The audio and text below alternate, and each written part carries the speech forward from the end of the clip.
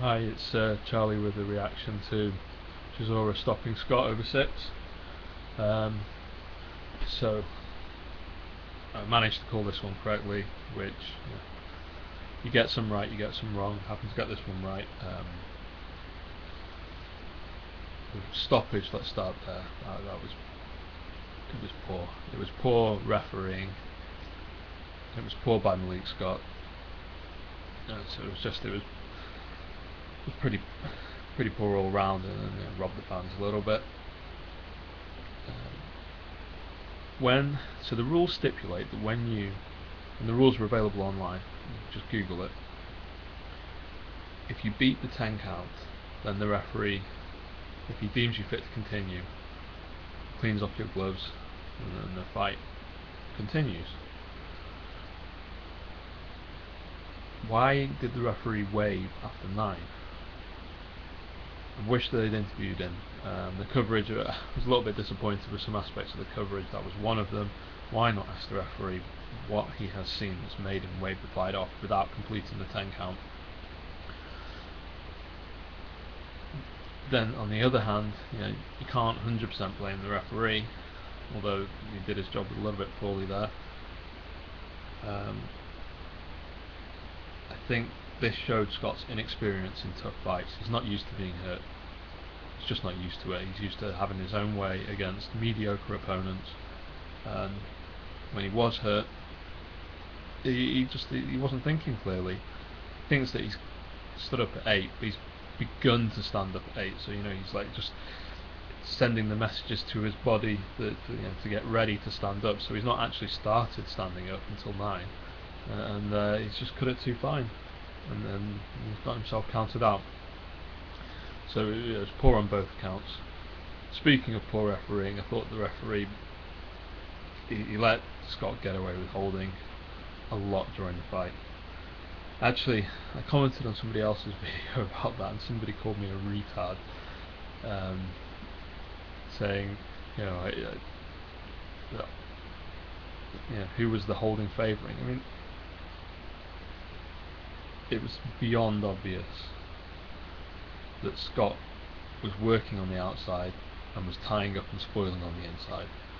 Beyond obvious. And then he was doing it smartly. This was one thing that he showed a little bit of ring nous. He was holding on the blind side of the referee almost all the time, and when the referee switched sides, he would pivot and he would hold on the other side.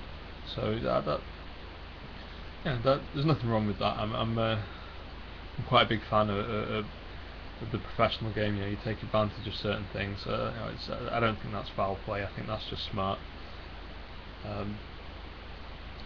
But the referee really should have been a bit more aware. But as he displayed in the end, he wasn't that really aware of anything. So, in terms of the performance, the fight wasn't a great spectacle. I didn't expect it to be. I did expect Scott to be. I think he was working quite hard, and I expected Chisora to make him work hard, and he was hitting or missing. He was hitting guard or missing with the majority of his punches, because he doesn't pick his punches that well. But on occasion he did showcase some lovely boxing skills. There were 2 rounds especially where Chisora was a bit flat and didn't really do anything apart from follow Scott around, and Scott picked some, he found some lovely angles and picked some lovely shots.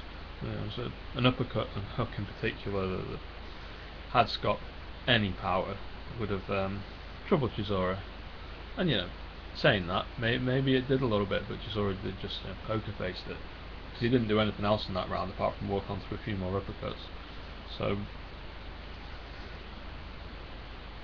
perhaps I'm doing Scott a disservice, but it just didn't look like he had anything behind his punches. And on the flip side, when Chisora got close and chose the right shots, it looked like he was troubling Malik Scott with pretty much everything. He clocked him with a headshot in round 1 that looked like it buzzed Scott, gave him a welt. His body work, there was something that Scott didn't like at all, and he was doing a lot of, as I said before, holding and tying up to avoid it. there were times when I expected Chisora to be busier, and he was close, but he wasn't really doing anything. I did expect Chisora himself to work harder, but at the same time, it looks like his improved diet, it's whatever changes he's made in training, it looks like he's got a little bit more pop, because when every headshot he landed seemed to hurt Scott. In the body work, Scott was pretty tired. I don't think the controversial count out really changed anything. Chisora was coming on strong, and Scott was fading. He was spending more and more time on the ropes, and a lot of it with his hands down. And then it was hindsight's easy to say, but yeah, that over the top shot was a little bit inevitable. So yeah, it looked a little bit good for Chisora there. I did think his performance was flat. I think perhaps he still had a few demons from the Hay knockout, so I forgive him for that. Be interesting to see who he fights next. They're talking of a September return with a big name. That's almost certainly going to be Tony Thompson, I'd expect. So that would be a good fight. I would pick Chisora to win that one as well. Malik Scott, I don't think we've seen the last of Malik Scott. He on occasion he did flash some skills. Don't know what's missing. He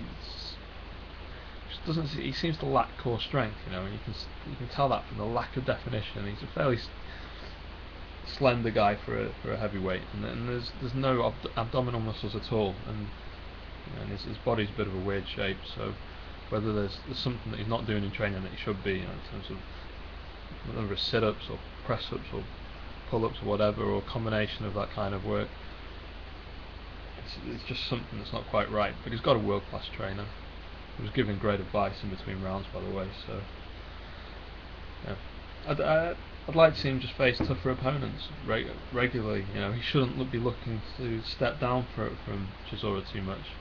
You look at Seth Mitchell, Jonathan Banks. There's plenty of guys a little bit below Chisora in terms of how tough they are, but also perhaps technically better. That he should be looking to. He wants to be in with guys that are capable of pushing him and hurting him, so he can build up the kind of instincts to deal with tough situations, which he currently lacks. So he's lost very gracefully. Seems like a nice guy. It's fun in the build-up, although he did talk himself up a bit too much for somebody with such a padded resume and so few knockouts. So I will be interested in seeing his next fight, but let's just hope that he doesn't fall back to spanking journeyman, because that's it's just not interesting for anybody, especially his bank balance. So those are my few thoughts. Like I said, pretty much as I expected, although Chisora was a bit harder hitting than anticipated. On the flip side, he worked less. So let me know how you guys got on. I did make a small amount of money with a small bet. I would have made more money had Malik Scott beaten the count and been knocked out later, but that's the way it goes. Didn't lose, so let me know how you got on. This is Charlie, Boxing Focus. Comment, subscribe, and all that YouTube nonsense.